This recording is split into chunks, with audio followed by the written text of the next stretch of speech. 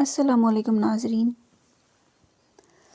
پیاز کو فرائی کرنے سے پہلے اگر دودھ میں ڈبو لیا جائے تو پیاز خستہ ہو جاتا ہے۔ کیک میں انڈوں کی بو دور کرنے کے لیے اگر اس آمیزے میں 1 بڑا چمچ شہد ڈال لیا جائے تو انڈوں کی بو نہیں آتی۔ بھنڈیوں کو خستہ کرنے کے لیے پکاتے وقت اس میں چند قطرے لیموں کا رس ڈال دیں یا پھر 1 چمچ دہی ڈال دیں۔ سبزیوں کو تلنے کے بعد اگر ان میں تیل زیادہ ہو جائے تو تھوڑا سا بیسن ڈالنے سے تیل خشک ہو جاتا ہے۔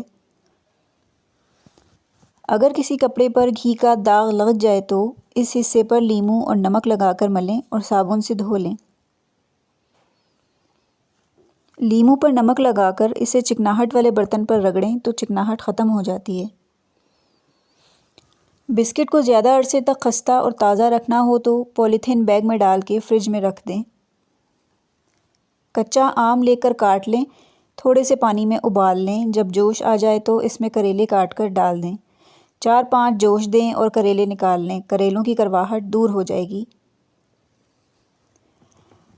اگر سالن پتلا ہو گیا ہے اور آپ کے پاس ٹماٹر یا پیاز نہیں ہے تو بھنی ہوئی سوجی سالن میں ڈال دیں، اس سے سالن گاڑھا ہو جائے گا اور ذائقہ بھی اچھا ہوگا۔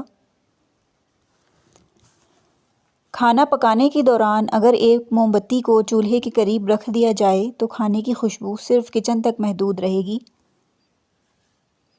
اوون کے برتن پر سے داغ اتارنے کے لیے 2 بڑے چمچ بورک پاؤڈر کے وم میں ملا لیں اور پانی میں گھول کر کپڑے سے برتن پر لگائیں۔ آدھے گھنٹے کے بعد کپڑے پر وم لگا کر اچھی طرح دھو لیں، داغ اتر جائے گا۔ مچھلی کی بو دور کرنے کے لیے اس کو بغیر دھوئے نمک لگا کر 2 گھنٹے کے لیے رکھ دیں، پھر آٹے سے دھو کر مسالہ لگائیں اور بو ختم ہو جائے گی۔ کھجور کو اگر دودھ کے ساتھ استعمال کیا جائے تو 40 مردوں کے برابر طاقت آ جاتی ہے۔ امید ہے ویڈیو پسند آئی ہوگی۔ اگر ویڈیو پسند آئی ہے تو لائک ضرور کیجیے، اپنے دوستوں کے ساتھ شیئر کریں اور میرے چینل کو سبسکرائب ضرور کریں۔ شکریہ۔